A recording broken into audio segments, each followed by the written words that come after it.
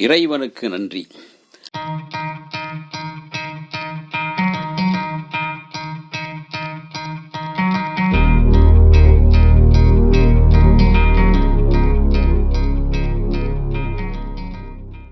தென்னகத்தின் பிரம்மாண்டமான ஜெமினி ஸ்டுடியோ தயாரித்து சிவாஜி கணேசன் நடித்த முதல் படம்தான் இரும்புத்திரை.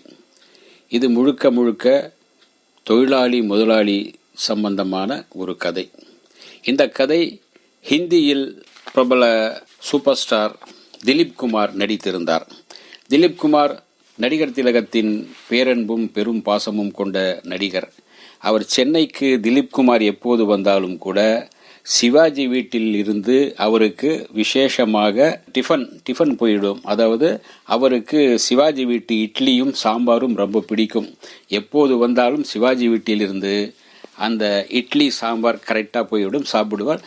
இருவரும் சந்தித்து பேசுவார்கள். அந்த அளவுக்கு நெருக்கமானவர்கள். காரணம், அதுக்கு முன்பே அந்த ஆலயமணி படம் தான் அங்கு ஆத்மி என்ற பெயரில் அங்கு எடுக்கப்பட்டது.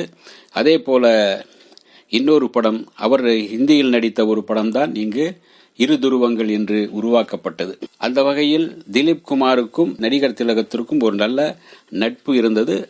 சென்னைக்கு வந்தால் கண்டிப்பாக சிவாஜி கணேசனை சந்தித்து பேசிவிட்டு செல்கின்ற ஒரு நல்ல பழக்கம் திலீப் குமாருக்கும் இருந்தது.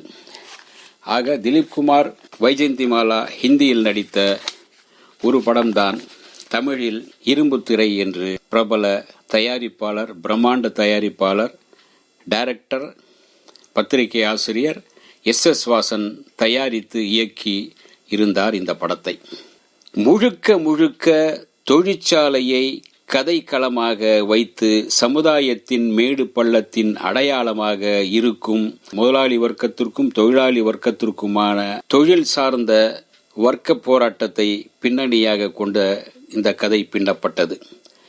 அப்போது இந்த படம் ஹிந்தியில் பட உலகில் பைகாம் என்கின்ற பெயரில் வெளியாகி அங்கு வெற்றி பெற்றது. அங்கு மக்களின் அமோக ஆதரவை பெற்ற வசூலில் சக்கை போட்டதால் அந்த படத்தின் கதையை அப்படியே வாங்கி எஸ் வாசன் தமிழில் உருவாக்கினார். தமிழ்நாட்டுக்கு ஏற்றால் போல கலாச்சாரமும் இங்குள்ள பண்புகளும் அம்சங்களையும் எல்லாம் கலந்து இந்த கதையை உருவாக்கி திரைக்கதை அமைத்து உருவாக்கிய படம்தான் இரும்புத்திரை.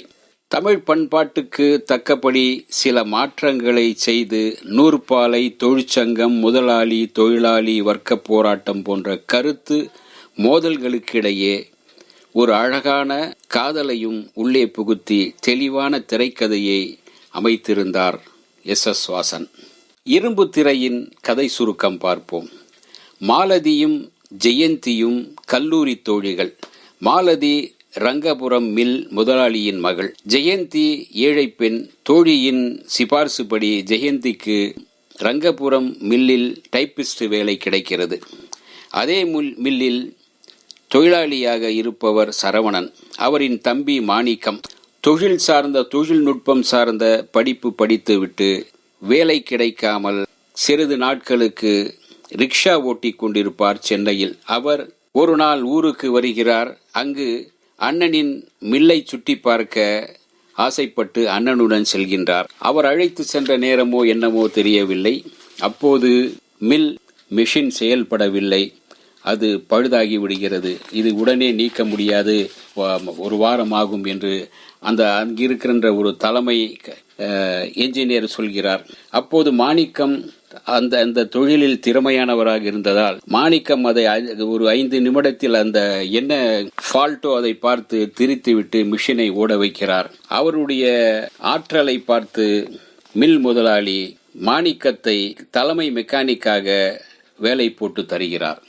திறமையும் நேர்மையும் கொண்ட மாணிக்கம் நாளடைவில் அங்கு வேலை செய்யும் தொழிலாளர்களின் நலன் கருதி அவர்களுக்காக ஒரு தொழிற்சங்கத்தை உருவாக்கி அவர்களின் தோழனாக தோள் கொடுத்து நிற்கின்றார். மாணிக்கத்தின் இந்த போக்கு மில் முதலாளிக்கு ஆத்திரத்தை அதிகமாக்கிறது.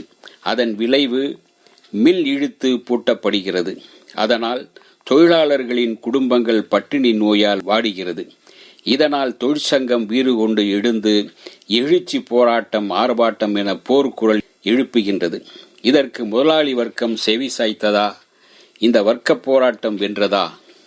இதற்கு நடுவே காதல் போராட்டம் வேறு ஒரு பக்கத்தில்.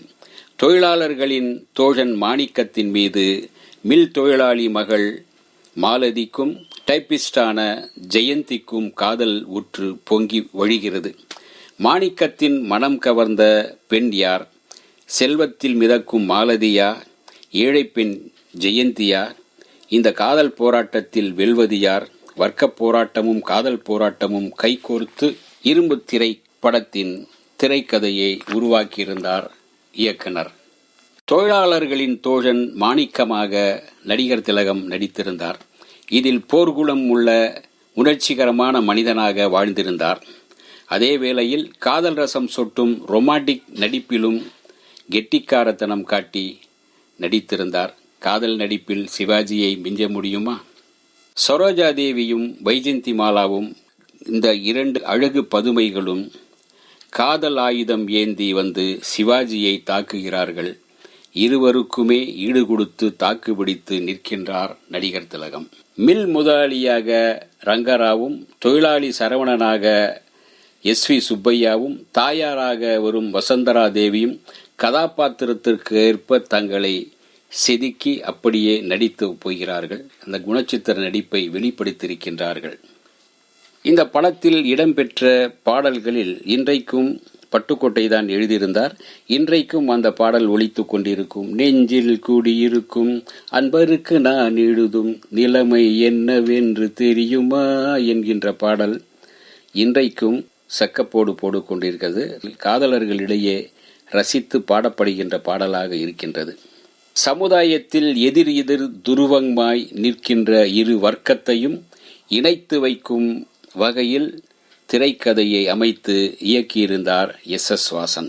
வர்க்க போராட்டமும் காதல் போராட்டமும் கைகோர்த்து பின்னி பிணைந்து அமைக்கப்பட்ட திரைக்கதை பார்க்க ரசிக்க அன்றைக்கு மிகவும் பேசப்பட்ட, எதிர்பார்ப்பை ஏற்படுத்திய ஒரு படம்தான் இரும்பு திரை.